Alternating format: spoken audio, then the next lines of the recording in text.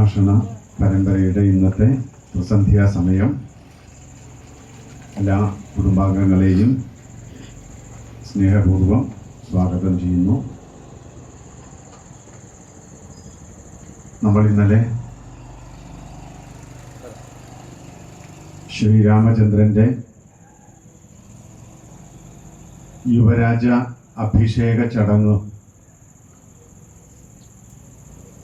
പല പല കാരണങ്ങൾ കൊണ്ട് മുടങ്ങിപ്പോയി. രാമൻ വനവാസത്തിന് പോകുവാൻ തീർച്ചപ്പെടുത്തി. അമ്മയായ കൗസല്യാദേവിയുടെ സമീപത്തേക്ക് രാമൻ ചെന്നു. ഇത്രയാണ് ഇന്നലെ പരിചയപ്പെട്ടത്. രാമന്റെ വനവാസ കാരണത്തെ സംബന്ധിച്ച് നമ്മൾ സാധാരണ കേട്ട കാര്യങ്ങൾ മാത്രമാണ് ഇന്നലെയും കേട്ടത്. പക്ഷെ അതിൽ നിന്ന് ഭിന്നമായി നമുക്ക് അരമനയിൽ നടന്ന ചില രഹസ്യങ്ങൾ കൂടി മനസ്സിലാക്കണം. ദശരഥന് തൻ്റെ അവസാന കാലം ആയി എന്ന് മനസ്സിലായി. ഇനി താൻ അധികകാലം ജീവിച്ചിരിക്കില്ല എന്ന കാര്യത്തിൽ ദശരഥന് സംശയവുമില്ല. അതുകൊണ്ട് തന്നെ തൻ്റെ പിൻഗാമിയായി രാമനെ വാഴിക്കണം എന്നതായിരുന്നു മനസ്സിലുണ്ടായിരുന്നത്. മനസ്സിൽ തോന്നിയ കാര്യം വേഗത്തിൽ ചെയ്തു തീർക്കണം എന്ന് ആ പ്രായത്തിലും തോന്നുന്ന ആ നിർബന്ധ ബുദ്ധി, അതുകൊണ്ട് തന്നെ വാർദ്ധക്യകാലമായതുകൊണ്ട്, മനോബലം കുറയുന്ന സമയമായതുകൊണ്ട് ഒരു കാര്യം വേഗത്തിൽ ചെയ്തു തീർക്കണം. അതിനുവേണ്ടി രാമാഭിഷേകം ചർച്ച ചെയ്യുവാൻ എല്ലാവരെയും വിളിച്ചു കൂട്ടി. കൂട്ടത്തിൽ 2 പേരെ വിളിച്ചില്ല എന്ന് വാൽമീകിയും പറയുന്നുണ്ട്, അത് ദശരഥനും എടുത്തു പറയുന്നുണ്ട്. ജനകനെയും കേകേയനെയും വിളിച്ചില്ല. കൈകേയിയുടെ അച്ഛനെയും സീതാമാതാവിൻ്റെ അച്ഛനെയും വിളിച്ചില്ല. അപ്പൊ എന്തുകൊണ്ട് വിളിച്ചില്ല? ഒരു ചോദ്യം വരുന്നതിന് മുൻപേ ദശരഥൻ അതിന് ഉത്തരവും പറഞ്ഞു. അതിപ്പോ നല്ല കാര്യമുണ്ടല്ലോ, അത് നടന്നു കഴിഞ്ഞിട്ടറിഞ്ഞാലും പ്രശ്നമൊന്നുമില്ല. അതായിരുന്നു അദ്ദേഹത്തിന്റെ വാദം. രാമനെ രാജസഭയിലേക്ക് വിളിച്ചു വരുത്തി കാര്യങ്ങൾ പറഞ്ഞു. രാമൻ ഒന്നും മിണ്ടിയില്ല. രാമൻ അത് കേട്ട് തിരിച്ചുപോയി. തിരിച്ച് അന്തഃപുരത്തിൽ ചെന്ന ഉടനെ ശ്രീരാമഭദ്രനെ വീണ്ടും വിളിച്ചു അച്ഛൻ. ആ സമയത്ത് അച്ഛനും മകനും തമ്മിൽ കുറേ കാര്യങ്ങൾ സംസാരിച്ചു. കവി പുറത്തുവിട്ട കാര്യങ്ങളല്ലാതെ മറ്റ് ചിലതൊക്കെ സംസാരിച്ചിട്ടുണ്ട് എന്ന് നാം മനസ്സിലാക്കണം. ഈ 4 കുമാരന്മാരും 4 ശരീരമുണ്ട് എന്ന് മാത്രമേ ഉള്ളൂ. ഒരേ പ്രാണനാണ് ഇവരെ 4 പേർ. അനുജന്മാർക്ക് രാമൻ പ്രാണാധിക പ്രിയനാണ്. എല്ലാവരും സ്നേഹത്തോടെ അങ്ങനെ തന്നെയാണ് ജീവിച്ചു വന്നത്. ദശരഥൻ എന്തുകൊണ്ടാണ് കേകേയനെയും ജനകനെയും അറിയിക്കാത്തത് എന്ന കാര്യം അച്ഛനെ രണ്ടാമത് കണ്ടതോടുകൂടി രാമന് കാര്യങ്ങളൊക്കെ മനസ്സിലായി. അപ്പോൾ ഇനി എൻ്റെ മനസ്സിൽ ഉള്ള കാര്യങ്ങളൊന്നും അച്ഛനോട് ചോദിക്കണ്ട എന്ന് രാമൻ തീരുമാനിച്ചു. എന്തായിരിക്കാം അത്? ഭരതൻ വരട്ടെ, എൻ്റെ അനുജനല്ലേ ഭരതൻ. എൻ്റെ ജീവിതത്തിലെ ഏറ്റവും നല്ല ഒരു കാര്യം നടക്കുമ്പോൾ എൻ്റെ അനുജൻ കൂടെ വേണ്ടേ? രാമൻ ഇതൊന്നും പിന്നെ ചോദിക്കാൻ നിന്നില്ല. അതുകൊണ്ട് തന്നെ രാമൻ അച്ഛൻ പറഞ്ഞത് അങ്ങനെ തന്നെ കേട്ട് രാജ്യ ഭരണം ഏറ്റെടുക്കുവാൻ തയ്യാറാവുകയാണ്. ഇവിടെ രാമനോട് കാട്ടിൽ പോകാൻ ദശരഥൻ പറഞ്ഞിരുന്നു. രാമായണത്തിലില്ല. പക്ഷേ നമ്മളൊക്കെ പറയുന്നു രാമൻ പിതൃവാക്യ പാലനത്തിനാണ് പോയതെന്ന്. രാമൻ അച്ഛനെ കാണാൻ 3ാമതും വരുന്നത് സിംഹാസനാരോഹണത്തിന്റെ അന്ന് രാവിലെയാണ്. ഇവിടെ കൈകേയിയാണ് പറയുന്നത്, രാമ, അച്ഛന്റെ ദുഃഖ കാരണം നീയാണ്. അപ്പൊ രാമൻ പറഞ്ഞു, അച്ഛന്റെ ഇച്ഛ എന്തായാലും ഞാനത് ചെയ്തു കൊള്ളാം. അവിടെ രാമന് പ്രശ്നമില്ല. അപ്പൊ കൈകേയിയാണ് പറയുന്നത്, മോനെ, നീ 14 വർഷത്തേക്ക് വനത്തിൽ പോണം, ഭരതനെ യുവരാജാവാക്കണം. അതിനു മുൻപ് കൈകേയി എനിക്കിത് ഈ വാക്ക് തരണം എന്നൊക്കെ, നീ സത്യമോദണം എന്നൊക്കെ പറയുന്നുണ്ട്. രാമനും രാമന്റെ അച്ഛനും പൊതു സ്വഭാവം ഒന്നാണ്, കാര്യം അറിയുന്നതിന് മുൻപേ ചാടിക്കേറി വാക്ക് കൊടുക്കും. ദശരഥൻ അതിൽ പിന്നീട് ദുഃഖിക്കുന്നുണ്ടെങ്കിൽ രാമൻ അതിൽ ദുഃഖമില്ല. അതാണ് അച്ഛനും മകനും തമ്മിലുള്ള വ്യത്യാസം. രാമൻ വാക്ക് കൊടുത്താൽ ആ വാക്ക് രാമൻ പാലിക്കും. രാമൻ രണ്ട് വാക്ക് പറയില്ല. അതാണ് രാമൻ. ഇവിടെ കൈകേയിയുടെ ആവശ്യപ്രകാരം രാമൻ കാട്ടിൽ പോകാൻ ഉറച്ചു. അപ്പൊ പിന്നെ ഇനി ദശരഥൻ എന്തെങ്കിലും പറയാൻ പറ്റൂ? ദശരഥൻ മനസ്സില്ലാ മനസ്സോടെ അല്ല, രാമൻ ഞെക്കി ഞെരുക്കി ആ അനുവാദം അങ്ങ് വാങ്ങിയെടുത്തു. ഇവിടെ പിതൃവാക്യ പാലനമാണ് കാരണമെങ്കിൽ രാജാവ് അമാത്യന്മാരോടും പ്രജകളോടും സർവരോടും രാമന്റെ യുവരാജ പദവി പ്രഖ്യാപിച്ചല്ലോ. അങ്ങനെയാണെങ്കിൽ പിതൃധർമ്മത്തെക്കാൾ വലുതല്ലേ രാജധർമ്മം? അപ്പോൾ രാജാവിന് ഭാര്യയോട് ചെയ്ത പ്രതിജ്ഞയാണോ പ്രജകളോട് ചെയ്ത പ്രതിജ്ഞയ്ക്കാണോ മുഖ്യത്വം? പ്രജകളോടാണെങ്കിൽ തീർച്ചയായും രാമനെ യുവരാജാവാക്കണ്ടേ. പക്ഷെ അത് രാമൻ അവിടെ പറയുന്നില്ല. പക്ഷെ അവിടെ ഒരു വാദമുണ്ട്.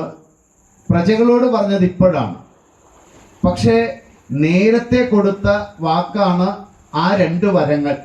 അതുകൊണ്ട് മുൻവാദത്തിനാണ് പ്രാബല്യം. ഇത് മനസ്സിലാക്കാൻ പറ്റുന്നുണ്ടോ? മുന്നേ പറഞ്ഞ വാക്കിനാണ് പ്രാബല്യമുള്ളത്. അതുകൊണ്ട് രാമൻ കാട്ടിൽ പോയതിൽ തെറ്റില്ല. അങ്ങനെയാണെങ്കിൽ അതിരിക്കട്ടെ. ഇവിടെ മറ്റൊന്നുകൂടി നാം മനസ്സിലാക്കുക. രാമന്റെ മനസ്സിൽ കുറേ സന്ദേഹങ്ങൾ ഉണ്ടായിരുന്നു, നമ്മളെപ്പോലെ തന്നെ.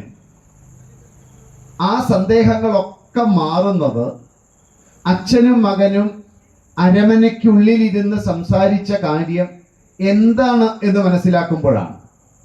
അത് നാം മനസ്സിലാക്കുന്നത് അയോധ്യാകാന്ഡത്തിൽ 107ാമത്തെ സർഗത്തിലാണ്.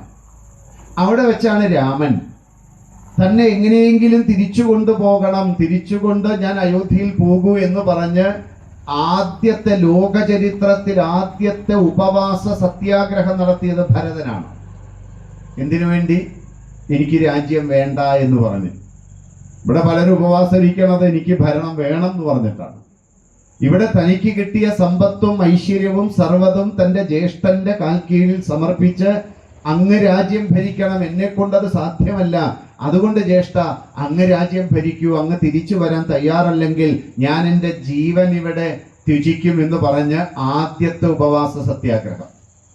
രണ്ടാമത്തെ ഉപവാസ സത്യാഗ്രഹം ഗാന്ധിയാണ് ചെയ്തത്. ജാലിയൻ വാലാബാഗ് കൂട്ടക്കൊലയുമായി ബന്ധപ്പെട്ട് ആദ്യത്തെ ഉപവാസ സത്യാഗ്രഹം. ഏതായാലും ബ്രിട്ടീഷുകാരന് മനസാക്ഷിയുള്ളത് കൊണ്ടാണ് ഉപവാസമൊക്കെ വിജയിച്ചത്. ഇന്ന് ആരെങ്കിലും ഉപവാസം ഇരുന്നാൽ അങ്ങനെ തന്നെ എടുത്ത് കത്തിക്കുക. കാരണം മനസാക്ഷി കുറച്ച് കുറവാണ്. അതുകൊണ്ട് ഇന്ന് ഉപവാസമൊന്നുമില്ലല്ലോ. ഉണ്ടെങ്കിൽ തന്നെ 10 ദിവസം കഴിഞ്ഞ് നാരങ്ങ വെള്ളം കുടിച്ച് എഴുന്നേറ്റ് പോലെ ഇന്ന് നടക്കൂ. കാരണം മനസാക്ഷിയില്ല. മനസാക്ഷി മരവിച്ചവരോട് ഈ ഉപവാസമൊന്നും പറ്റില്ല. ഏതായാലും ഭരതൻ ഉപവാസത്തിന് തയ്യാറായി.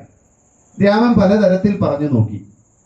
അവസാനം ഭരതൻ അമ്മയായ കൈകേയിയെ വല്ലാതെ വഴക്ക് പറയുന്ന സമയത്ത് രാമൻ ഭരതനെ ചേർത്ത് പിടിച്ചൊരു വാക്ക് പറയും.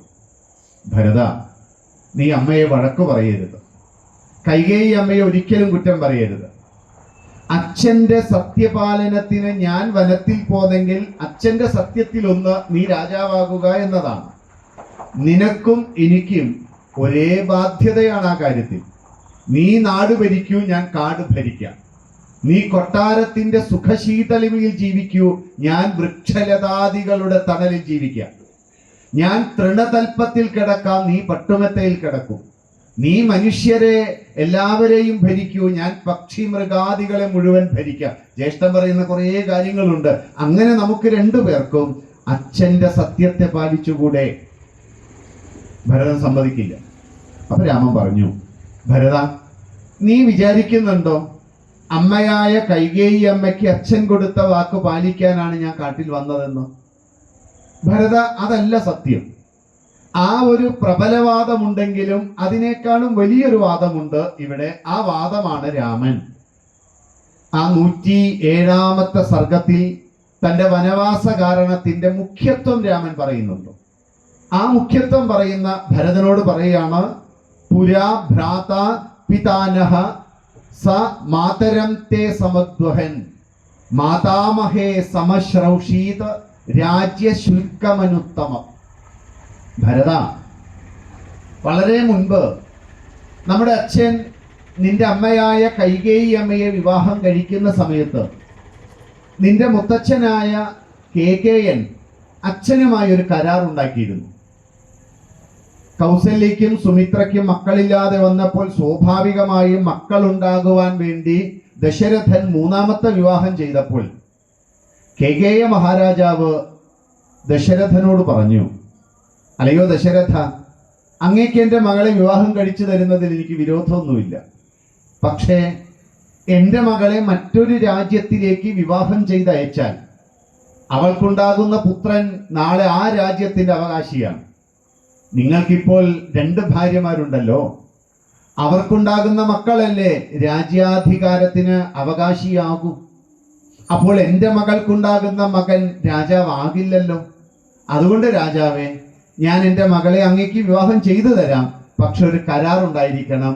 എൻ്റെ മകൾ കൈകേയിക്ക് ജനിക്കുന്ന പുത്രനെ അയോധ്യയുടെ രാജാവാക്കണം. ഭരത, ഇങ്ങനെ ഒരു വീരശുൽക്ക പ്രതിജ്ഞ മുത്തച്ഛനുമായി നമ്മുടെ അച്ഛൻ ചെയ്തിരുന്നു. ആ ഒരു പ്രതിജ്ഞയുടെ പാലനമാണ് ഞാൻ പറയുന്ന ഈ പിതൃവാക്യ പാലനം. കേട്ടോ, അത് 2 രാജാക്കന്മാർ തമ്മിൽ, 2 രാജ്യങ്ങൾ തമ്മിൽ, 2 പാരമ്പര്യങ്ങൾ തമ്മിൽ ഉണ്ടാക്കിയ ഒരു കരാറാണ്. ഭാര്യയ്ക്ക് ഭർത്താവ് കൊടുത്ത കരാറല്ല, ജ്യേഷ്ഠന് അനുജൻ കൊടുത്ത കരാറല്ല. ഇത് 2 രാജ്യങ്ങൾ തമ്മിലുള്ള, 2 പാരമ്പര്യങ്ങൾ തമ്മിലുള്ള കരാറാണ്. നമ്മൾ ഈ സിംല കരാറൊക്കെ കേട്ടിട്ടുണ്ടല്ലോ, ഈ അടുത്ത് ധാരാളം കേട്ടിട്ടുണ്ടാവും. അത് 2 രാജ്യങ്ങൾ തമ്മിലുള്ള കരാറാണ്. അതൊരിക്കലും ആ കരാറ് ലംഘിക്കരുത് എന്നാണ്. അതുകൊണ്ട് ഞാൻ വനവാസത്തിന് വന്നതിൻ്റെ കാരണം ഇതുകൂടിയാണ്. അപ്പോൾ ഇവിടെ അമ്മയെ നീ ദയവ് ചെയ്ത് കുറ്റം പറയരുത്. സത്യത്തിൽ വാൽമീകി രാമായണം നമ്മൾ വായിക്കാത്തിടത്തോളം കാലം നമ്മുടെയൊക്കെ മനസ്സിൽ ഉണ്ടാകാൻ സാധ്യത ഈ ഭാര്യമാർക്ക് ഭർത്താവ് എന്തൊക്കെ വാക്ക് കൊടുക്കുന്നുണ്ടാവും. എത്ര ഓഫറാ കിട്ടണത്? നമ്മൾ എഴുതി വെച്ചാൽ ഒരു 1000 പേജെങ്കിലും ഇപ്പൊ കവിഞ്ഞു പോയിട്ടുണ്ടാവും. എന്തെങ്കിലും നടന്നിട്ടുണ്ടോ? നീ പൊട്ട് നടക്കാനും പോടില്ല എന്ന് കേൾക്കുന്നവർക്കും അറിയാം. എന്നാലും ഒരു ശ്രവണ സുഖം, അത്രയേ ഉള്ളൂ. അങ്ങനെ ഒരു വാക്കിന്, ഭർത്താവ് പറഞ്ഞ വാക്കിന് ഒരു പുത്രൻ തൻ്റെ 14 വർഷം ത്യജിക്കുക എന്ന് പറഞ്ഞാൽ അതിലൊരു പ്രായോഗികത കുറവുണ്ട്. അതങ്ങനെ അംഗീകരിക്കപ്പെടണമെന്നില്ല ഇന്നത്തെ കാലത്ത്. എങ്കിൽ പ്രബലവാദം ഒന്നിതാണ്. 2, ഈ ഒരു വിവരം രാജാവായ അച്ഛൻ സഭാമധ്യത്തിൽ അതങ്ങ് പറഞ്ഞു കഴിഞ്ഞു. അതിനുശേഷം ആ പാവൻ രാമൻ അറിയുന്നത് ഞാൻ യുവരാജാവാകാൻ പോകുന്നു എന്ന്. അപ്പോൾ സ്വാഭാവികമായും അച്ഛൻ ലോകത്തിനോട് പറഞ്ഞു രാമന്റെ യുവരാജാവ് എന്ന പദവിയെ കുറിച്ച്. അപ്പോൾ ഇനി എതിർത്ത് പറയാൻ പറ്റുമോ? ഇനി അതിന് നിന്നുകൊടുത്തേ രാമനെ പോലെ ഒരാൾക്ക് പറ്റൂ. അല്ലെങ്കിൽ രാമൻ തീർച്ചയായും പറഞ്ഞേനെ എന്നെ അതിന് കിട്ടില്ല, ഭരതനെ കിട്ടണം, ഭരതന് തന്നെ അവകാശം കൊടുക്കണമെന്ന്. അതുകൊണ്ട് തന്നെ രാജാവിന്റെ വാക്കിന് പ്രജകൾക്കൊരു പ്രീതിക്കുറവുണ്ടാവും. ഈ പ്രീതി എന്നത് ഭരണഘടനാപരമായ ഒന്നാണ്. ഈ പ്രീതി നഷ്ടപ്പെടരുതെന്നാണ് നമ്മുടെ കഴിഞ്ഞ ഗവർണർ പറഞ്ഞത്. എനിക്ക് ഈ മന്ത്രിസഭയിലുള്ള പ്രീതി നഷ്ടപ്പെട്ടു എന്നാണ്. അന്ന് നമ്മളൊക്കെ ചിരിച്ചു. ഈ പ്രീതി നഷ്ടപ്പെടുക എന്ന് പറഞ്ഞാൽ ഭരണഘടനാപരമായി ആ പ്രീതി നഷ്ടപ്പെട്ടാൽ പിന്നെ ഗവർണർക്ക് അദ്ദേഹത്തിന്റെ അവകാശം വെച്ച് പലതും ചെയ്യാം. ഈ പ്രീതി എന്നുള്ളതൊക്കെ നമ്മൾ ഈ 4ാം ക്ലാസ്സിൽ കുട്ടികൾ വഴക്ക് പറയുമ്പോൾ ആ വഴക്ക് കൂടുന്ന സമയത്ത് ഞാൻ തന്ന പെൻസിലൊക്കെ ഇങ്ങോട്ട് തന്നേന്ന് പറയുന്ന സ്വഭാവമല്ല ഈ പ്രീതി. അതുകൊണ്ട് പ്രീതി നഷ്ടപ്പെടും എന്നുള്ളത് കൊണ്ട് രാമൻ ആ വാക്കിനെ ശരിയായ വിലക്കെടുത്തു. ഇപ്പൊ രാമന് മനസ്സിലായി കേകേയനെ വിളിക്കാഞ്ഞത് എന്തുകൊണ്ടാണ്.